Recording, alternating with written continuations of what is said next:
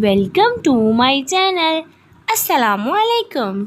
हमारा आज का बेबीज़ बॉयज़ नेम है अदनान। अदनान के इंग्लिश में स्पेल्स है ADNAN, अदनान। इस नेम का मज़हब है इस्लाम और इस नेम का जिन्स है लड़का। ये एक इस्लामिक नेम है और लड़कों के लिए रखा जाता है ये नाम अदनान। इस नेम के मायने है जन्नत में रहने वाला अदनान। इस नेम के हरूफ की बात करें तो उर्दू में 5 हरूफ के साथ एक लफ्ज़ बनता है और इंग्लिश में इसके 5 लेटर्स 1 वर्ड अदनान। इस नेम की तफसील है मोहम्मद अदनान, अदनान अली। इस तरह से हम ये नाम रख सकते हैं। आप भी अपने नाम का मायने जानने के लिए कमेंट्स में अपना नाम लिखें और मायने जानिए।